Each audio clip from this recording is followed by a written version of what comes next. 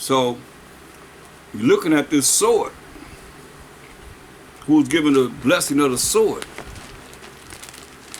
Now we in Genesis the 27th chapter. Let's look at verse 37. And Isaac answered and said unto Esau, Behold, I have made him thy master, and all his brethren have I given to him for servants, and with corn and wine have I sustained him. And what shall I do now unto thee, my son? And Esau said unto his father, Hast thou but one blessing, my father? Bless me, even me also, O my father. And Esau lifted up his voice and wept, crying. And Isaac his father answered and said unto him, Behold, thy dwelling shall be the fatness of the earth. I mean, they everywhere on the earth. They got possessions of everywhere in the earth. The police of the earth, fatness of the earth. And the dew of heaven from above. Blessing. And by thy sword shalt thou live. Hear that? And by thy sword shalt thou live. That's his military. And shall serve thy brother. And it shall come to pass when thou shalt have the dominion, that thou shalt break his yoke from off thy neck. See? Because they supposed to be a servant to the Israelites. But he says, when they get to dominion, they're going to break the yoke from off their neck. You see? Because they ran into the Caucasus Mountains by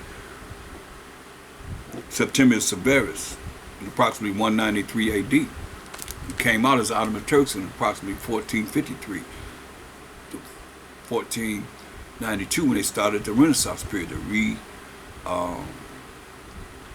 invention of the so-called white man, what they call it, slipping my mind right now, but them coming into power again. Renaissance, right, the Renaissance period. The rebirth of the so-called white man coming into power. He said, and by thy sword shalt thou live, and shalt serve thy brother. So they blessed with the sword. That's their military. That's why you see Russia and America got the powerful nuclear weapons. And it shall come to pass when thou shalt have the dominion, like they got the dominion, that thou shalt break his yoke from off thy neck. When it came into power during the Renaissance period. And Esau hated Jacob because of the blessing wherewith his father blessed him. And Esau said in his heart, he said in his mind, the days of mourning for my father are at hand. Then will I slay my brother Jacob.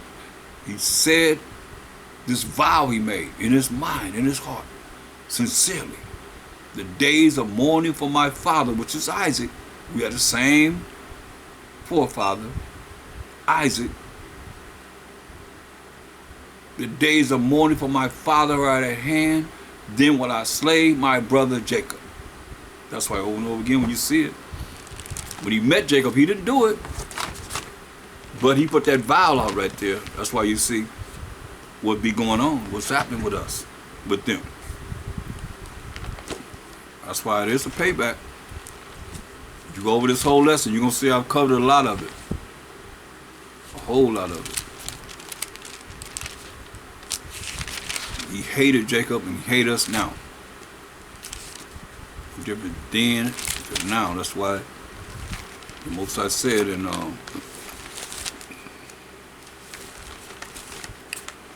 Obadiah, the 10th verse. For thy violence against thy brother Jacob, shame shall cover thee, and thou shalt be cut off forever. Thus said the Most High. So now, when you look at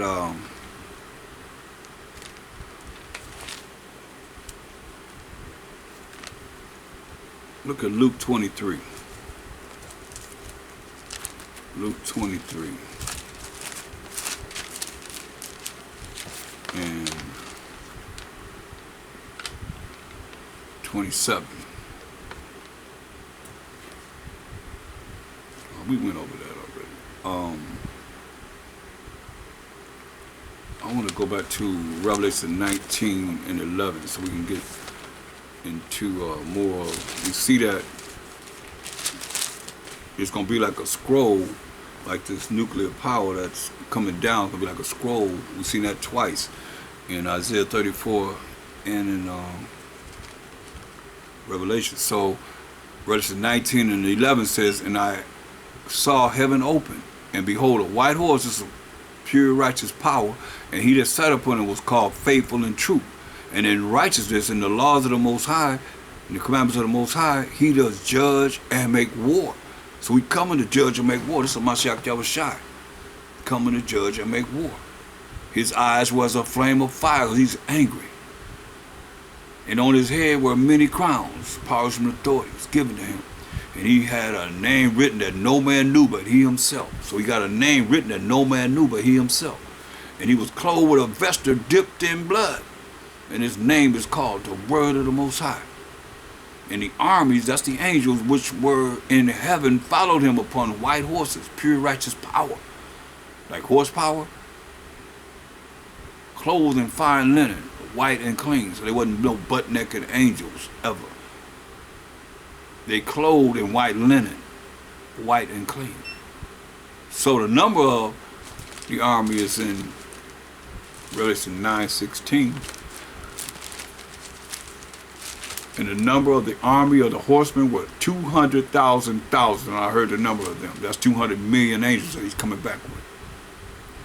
And the armies which were in heaven followed him upon white horses, clothed in fine linen, white and clean. Okay? So hold that. Go to Isaiah 31 and 5.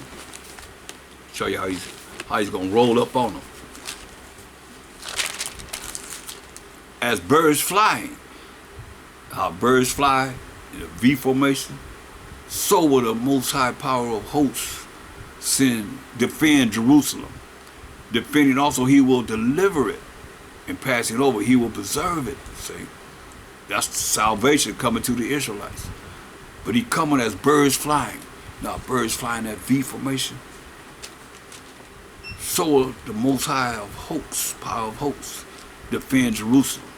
Defend the Israelites. Defending also, he will deliver it. He gonna save us. And passing over, he will preserve it. So, when you look at what they gave us in the definition of Edom, it gave us Isaiah 34, 4 and 5, or 5 and 6. 5 and 6.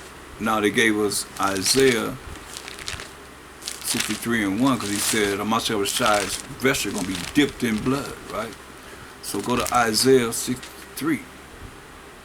Who is this that cometh from Edom, verse 1, with dyed garments from Basra? That's the capital of Edom. This that is glorious in his apparel, traveling in the greatness of his strength, I that speak in righteousness and according to the laws and commandments of the Most High, mighty to save, right? Or deliver 12 tribes of Israel. 1/3, mind you. Wherefore art thou red in thine apparel? Remember he says, is apparel going to be dripped in blood? So they asked the question, why is your clothes, your garments, red, and thy garments like him that treadeth in the winepress, like you've been stomping on grapes, and all the blood of the grapes is going up on your garments. I have trodden the winepress alone, and of the people there was none with me. For I will tread them in my anger, this judgment, and trample them in my fury, and their blood shall be sprinkled upon my garments. Their blood gonna be sprinkled upon his garments. So why is his garments red? Because their blood gonna be sprinkled upon his garments, and I will stain all my raiment. For the day of vengeance is in mine hand. Remember, Esau is the end of the world. Jacob's beginning of that follow. He said, for the day of vengeance is in mine heart, and the year of my redeemed is come. And I looked, and there was none to help. And I wondered that there was none to uphold. Therefore mine own arm brought salvation unto me. My Jacob shines that arm that's bringing salvation unto him. And my fury, it upheld me. He said, I will tread down the people. Remember what it said. Who is this that cometh from Edom? He said, I will tread down the people in mine anger and make them drunk in my fury, and I will bring down their strength to the earth. Now, since he said he's going to bring down their strength to the earth, let's see what it says, continuing in Revelation 19. You don't understand through the precepts. Verse 15. It says, he said, going to bring their strength down to the earth. Their strength is what? The military. The Army, the Navy, the Marines, the Air Force. Right? So, verses 19 and 15 says, and out of his mouth goeth a sharp sword, that with it he should smite the nations, and he shall rule them with a rod of iron, which is the laws of the Most High, the commandments of the Most High. And he treaded the winepress of the fierceness and wrath of Almighty Most High. Right? So now, let's go to how it's going to go down, if you don't mind. We're going to go to 2nd Ezra 13.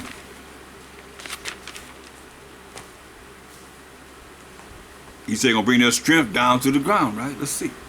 2nd Ezra 13 and 1. And it came to pass after 7 days, I dreamed a dream by night. See, we understand he dreamed a dream because, go to Job 33 and 14. This is how the Most High communicate with us. Some of us, I'll say, not everyone.